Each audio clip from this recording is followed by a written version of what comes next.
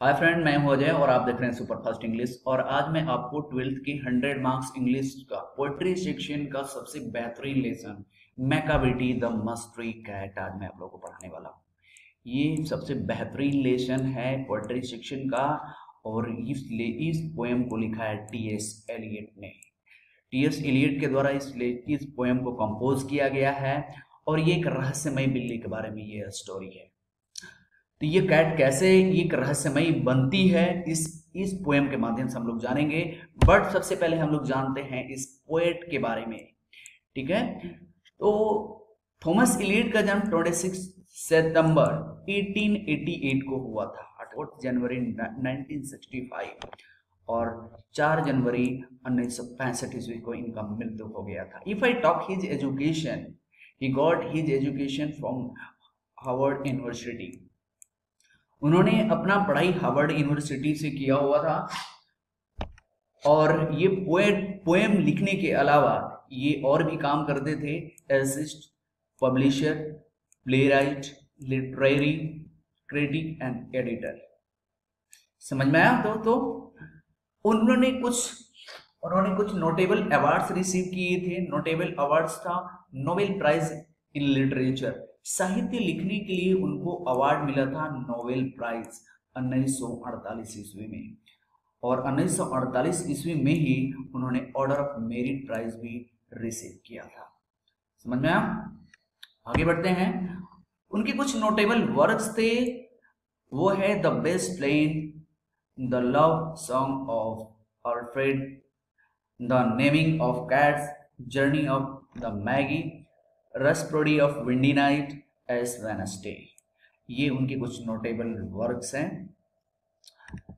तो चलिए शुरू करते हैं विदाउट टेकिंग टाइम। पोएम हम लोग पढ़ते हैं और ये जानते हैं इस कैट के बारे में कि ये कैट कैसी है और कैसे एक मस्ट्री कैट बनती है और इसको क्यों एक मस्ट्री कैट कहा गया है। Okay, let's start. Macavity's mystery cat is called the hidden paw. Macavity एक मिस्ट्री कैट है, एक रहस्यमय बिल्ली है। इसको हिडन पॉ के नाम से इसको बुलाया जाता है, मतलब छुपी हुई पंजा। इसलिए बुलाया जाता है, जब ये पोएम आप पढ़ेंगे तो आपको पता चलेगा कि ये कितने अपने लाइफ में अपराध किए हैं, कितने क्राइम किए हैं, लेकिन कभी वो पकड़ा नहीं गया। आई थिंक इसी वजह से इसका नाम जो है हिडन पॉ रख दिया गया, क्योंकि वो घटना का अंजाम देने के बाद कभी पकड़ा ही नहीं गया है। For he is the master criminal, वो एकदम उस्ताद है अपराध करने में। हु कैन डिफे द लॉ, उसने लॉ के लिए एक चुनौती दिया है, कानून के लिए एक चुनौती है बहुत बड़ा, कि आज तक इतना क्राइम करने के बाद भी कभी वो पकड़ा नहीं गया। समझ में आया फ्रेंड? तो चलिए शुरू करते हैं। इसमें का आपका सेकेंड स्टेंजा है, फर्स्ट का सेकेंड पार्ट। मैं इसको पार्ट वाइज कर दिया हूं थोड़ा थोड़ा करके, ताकि आपको बेहतर तरीके से मैं इसको समझा सकूं और आपको समझने में किसी भी प्रकार की दिक्कत महसूस ना हो। Okay, is the bafflement of Scotland Yard. ये स्कॉटलैंड यार्ड के लिए एक बफलमेंट बन गया है, मतलब उलझन हो गया है। हम स्कॉटलैंड यार्ड किसको बोलते हैं?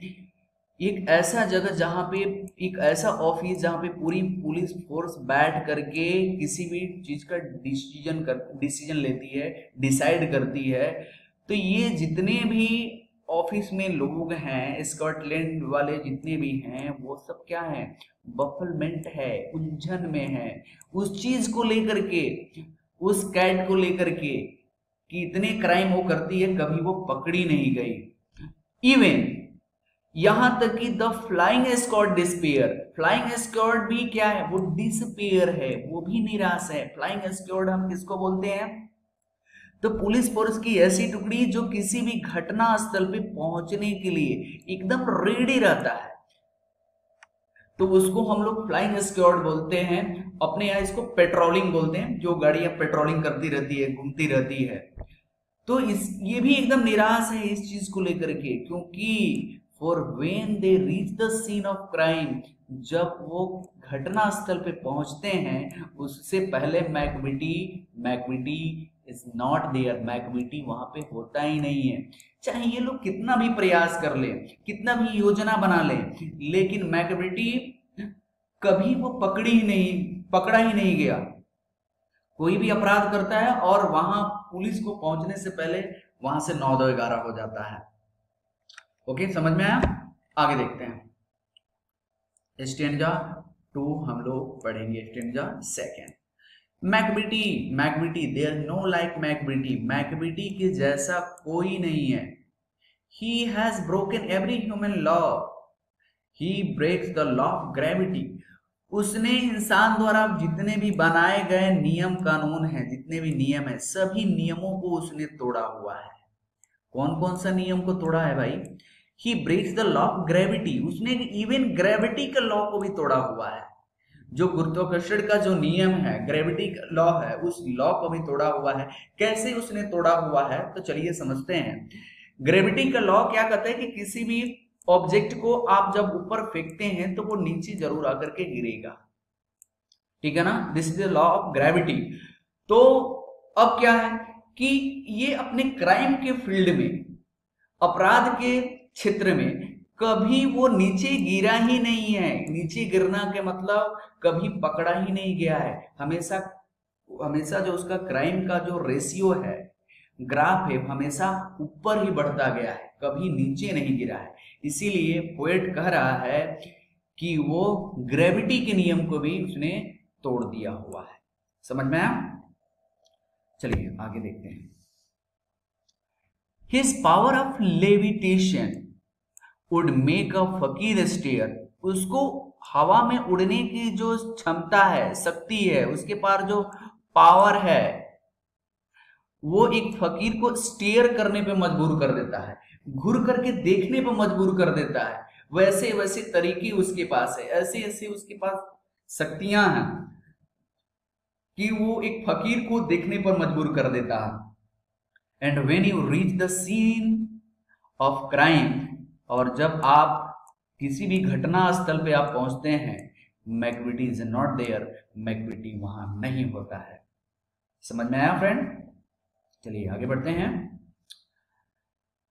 You may seek him in the basement, आप उसको बेसमेंट में ढूंढ सकते हैं। You may look up in the air, और आप उसको हवा में देख सकते हैं। But I tell you once and once again, लेकिन मैं आपको एक बार फिर बताना चाहता हूं, कभी कह रहा है कि मैं आपको एक बार फिर बताना चाहता हूं, मैकबिटी इज नॉट देयर। आप उसको, अगर वो कोई घटना नहीं किया है तो आप इधर उधर कहीं पे भी देख सकते हैं, लेकिन अगर कोई घटना अगर कर लिया उसने तो आपको कहीं मिलेगा ही नहीं।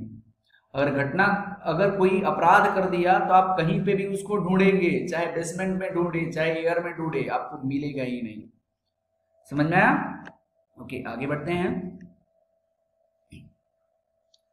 मैकबिटी इज अ जिंजर कैट, मैकबिटी एक जिंजर कैट है। जिंजर मीन्स अदरक के रंग वाली बिल्ली, अदरक के कलर की है। He is very tall and thin, वो काफी दुबली पतली और लंबी है।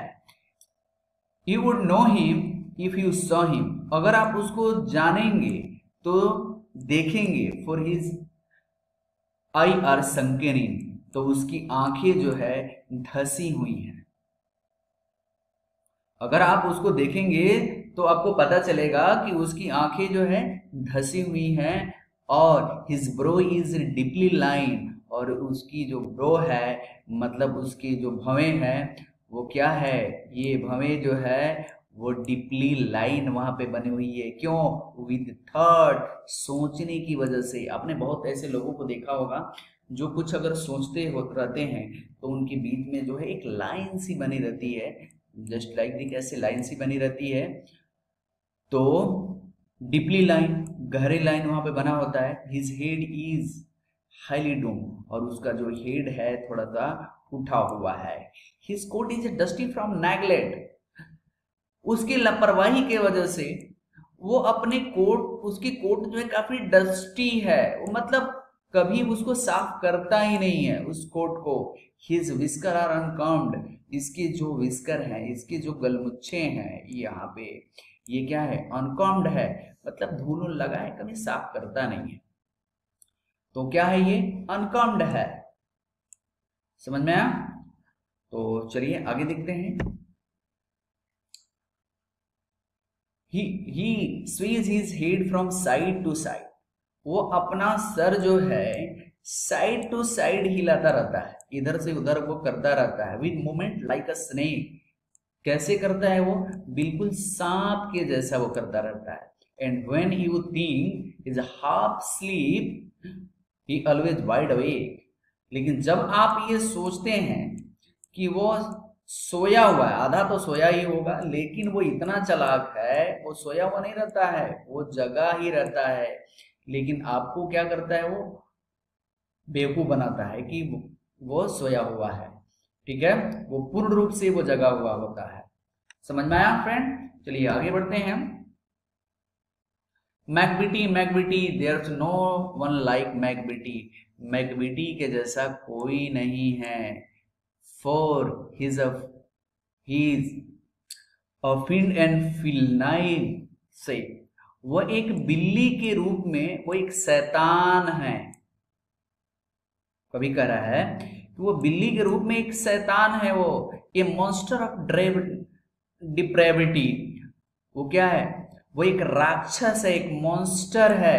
किसी वो भी कैसा राक्षस है? एकदम भ्रष्ट राक्षस है वो। You may meet him in a by street. आप उसको गलियों में मिल सकते हैं। You may see him in the square. आप उसको चौराहे पे देख सकते हैं। But when a crime is discovered then Macavity is not there। लेकिन जब कोई अपराध होता है तो मैकबीटी वहां नहीं होता है। समझ में आया फ्रेंड? चलिए आगे देखते हैं।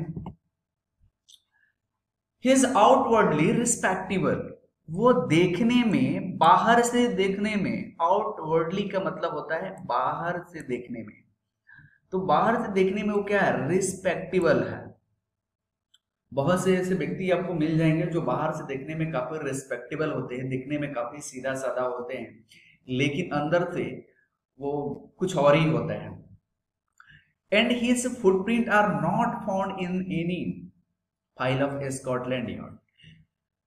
तो स्कॉटलैंड यार्ड के जो कंप्लेन का जो फाइल है, उस कैट का एक भी फुटप्रिंट आज भी नहीं मिला हुआ है और उसके खिलाफ कोई भी कंप्लेन दर्ज आज तक नहीं किया गया है।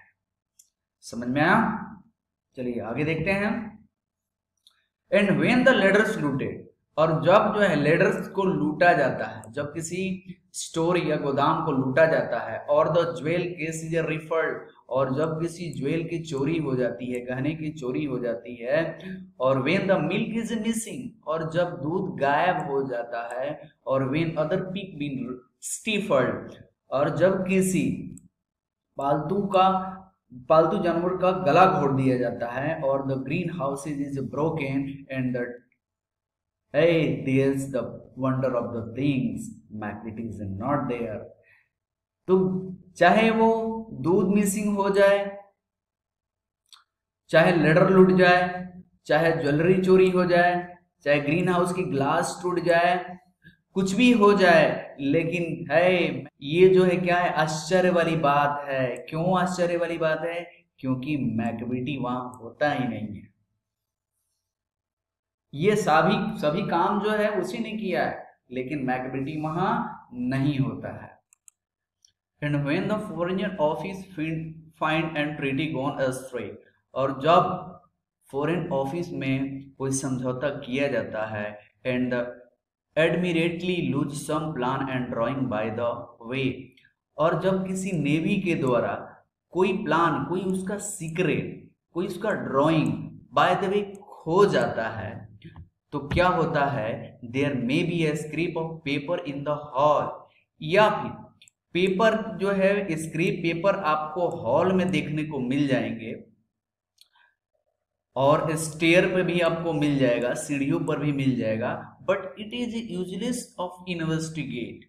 लेकिन इसका छानबीन करना बिल्कुल क्या होगा? यूजलेस होगा, बिल्कुल बेकार होगा। क्यों? मैकबीटी is not there.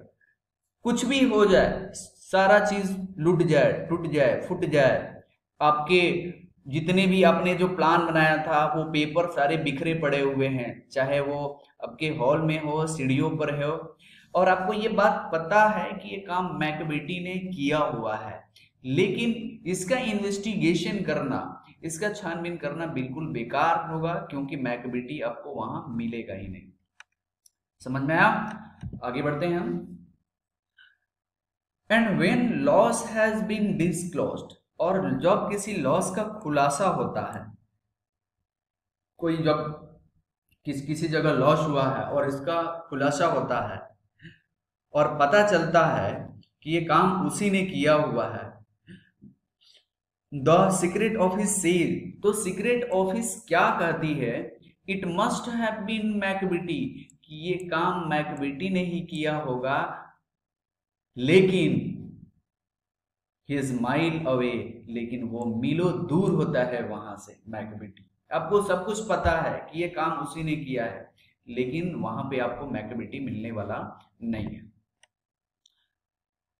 You will be sure to find him resting, ये निश्चित है कि आप उसको आराम करते हुए पा सकते हैं, और क्लिकिंग ऑफ हिज माउथ, और माउथ को क्लिक करते हुए आप पा सकते हैं, और engage in doing complicated long division of, तो कोई भी आप उसको कॉम्प्लिकेटेड वर्क करते हुए, कोई जटिल काम करते हुए आप उसको इंगेज देख सकते हैं।